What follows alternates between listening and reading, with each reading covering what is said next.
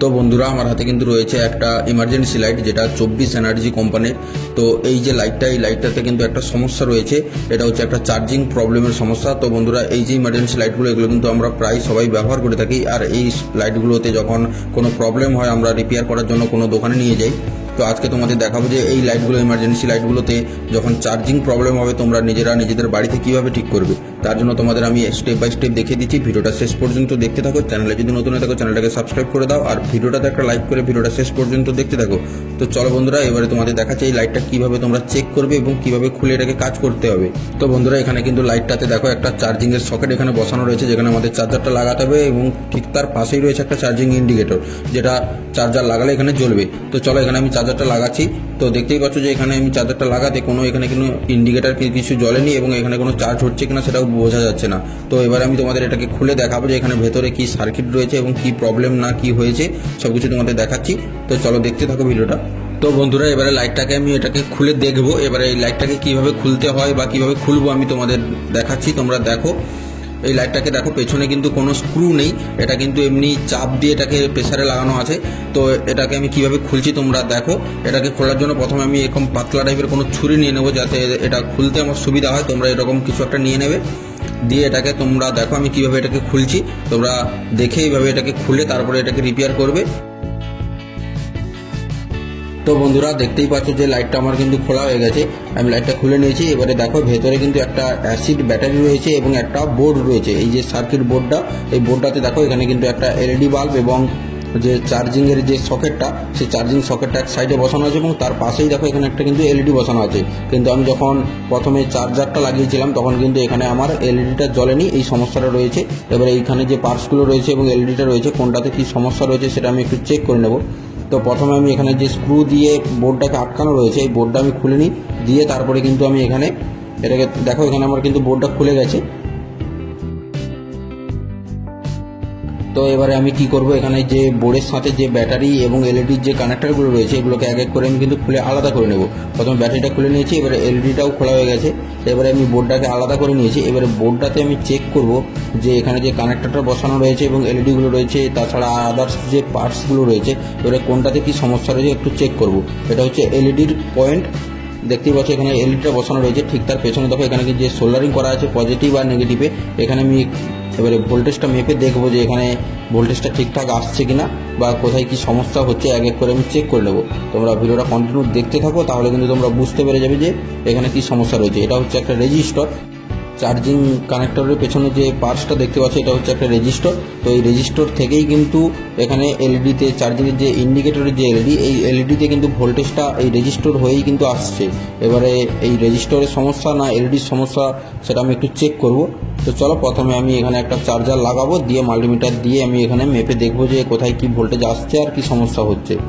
তো তোমরা দেখো ভিডিওটা, তোমরা বুঝতে পেরে যাবে। তো বন্ধুরা দেখতেই পাচ্ছ যে এখানে কিন্তু আমি যে সার্কিট বোর্ডে কিন্তু আমি চার্জারটাকে লাগিয়ে দিয়েছি, এখনো পর্যন্ত কিন্তু এখানে যে চার্জিংয়ের যে ইন্ডিকেটর সেটা কিন্তু জ্বলেনি। তো সমস্যাটা কি হয়েছে এবারে কিন্তু আমি দেখতে পাবো। তো মাল্টিমিটার দিয়ে আমি এখানে ভোল্টেজটাকে মেপে দেখবো যে কোথায় কি ভোল্টেজটা আসছে এবং কোথায় কি যায়নি। তো চলো মাল্টিমিটার দিয়ে আমি এটাকে আগে মাপ করি, তোমরা দেখতেই পাবে যে সামনে যে কোথায় কি সমস্যাটা হয়েছে। তো আমি মাল্টিমিটারটাকে নিয়েছি, এখানে 20 ভোল্টে এখানে আমি কিন্তু এটাকে সেট করে দিয়েছি। তো এটাকে দিয়ে এবারে কিন্তু আমি মাপ করে দেখব। প্রথমে আমি যে চার্জিং যে সকেটটা, এই সকেটের মধ্যে কতটা ভোল্টেজ আসছে আগে আমি দেখে নেব, তারপরে কিন্তু আমি স্টেপ বাই স্টেপ দেখব। তো দেখতেই পাচ্ছ এখানে 5 ভোল্ট মতো দেখাচ্ছে, ঠিকই আছে ভোল্টেজ, কিন্তু ইন্ডিকেটার যে রয়েছে তার পেছনে কিন্তু দেখো এখানে 0 ভোল্ট দেখাচ্ছে, কোনো ভোল্টেজই আসেনি। এবারে কিন্তু আমার যে সকেটে কিন্তু এখানে 5 ভোল্ট কিন্তু আমার রয়েছে, আর এলইডিতে কিন্তু ভোল্টেজটা আসেনি। এবারে কিন্তু এটা কিন্তু আমার যে রেজিস্টর হয়েই কিন্তু এখানে আমার ইন্ডিকেটরে ভোল্টেজটা আসার কথা। এবার রেজিস্টরের কাছে আমি একটু মাপ করে দেখছি যে এখানে কোথায় কি ভোল্টেজটা রয়েছে। তো এটা হচ্ছে কিন্তু একটা চার্জিং সকেট, এই সকেটে কিন্তু ভোল্টেজটা আমার ঠিকঠাক আছে, কিন্তু রেজিস্টর হয়ে যে এলইডির কাছে ভোল্টেজটা আসছে সেখানে কিন্তু ভোল্টেজটা আসেনি। তো এটা সমস্যা থাকতে পারে। তো যাই হোক, এই রেজিস্টরটাকে আমি কিন্তু আগে চেঞ্জ করে দেবো, তারপরে যদি সেরকম হয় আমি এলইডিটাকেও চেঞ্জ করব। তো সেম একটা আমি রেজিস্টর এখানে নিয়েছি, তো এই সেম রেজিস্টরটাকে দিয়ে এখানে কিন্তু আমি দিয়ে দেবো।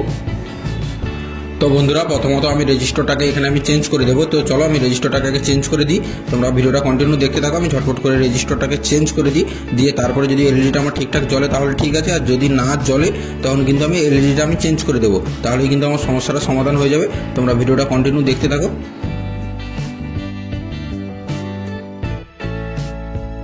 তো বন্ধুরা আমি রেজিস্টারটাকে কিন্তু চেঞ্জ করে দিয়েছি।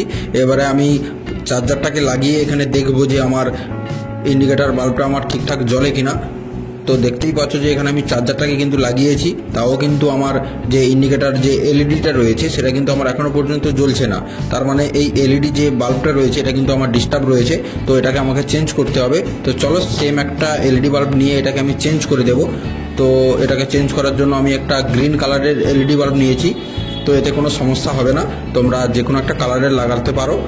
তো চলো এটাকে আমি চেঞ্জ করে দিই, দিয়ে তারপরে আমি দেখবো, আশা করি সমস্যাটা আমার সমাধান হয়ে যাবে, আর কোনো সমস্যা হবে না। তোমরা ভিডিওটা কন্টিনিউ দেখতে থাকো।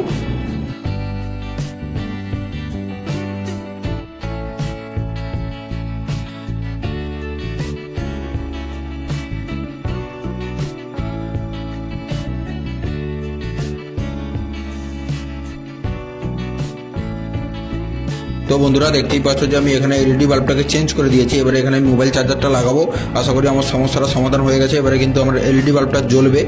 তো দেখতেই পাচ্ছ এখানে আমি মোবাইল চার্জারটা লাগাতেই কিন্তু আমার ইন্ডিকেটারটা এখানে কিন্তু আমার জ্বলছে ঠিকঠাকভাবেই। তো এতে আর কোনো সমস্যা নেই, এভাবেই কিন্তু তোমরা এগুলোকে চেঞ্জ করে নিতে পারবে। তো বন্ধুরা এবারে আমি একটু মাল্টিমিটার দিয়ে আমি ভোল্টেজগুলোকে মেপে দেখে নেবো যে আমার ঠিকঠাক আছে কিনা। তো দেখতেই পাচ্ছ যে ইন্ডিকেটার যে এলইডিটা রয়েছে সেটার কিন্তু পেছনে দেখো ভোল্টেজটা আমার কিন্তু ঠিকঠাকই রয়েছে, কোনো সমস্যা নেই।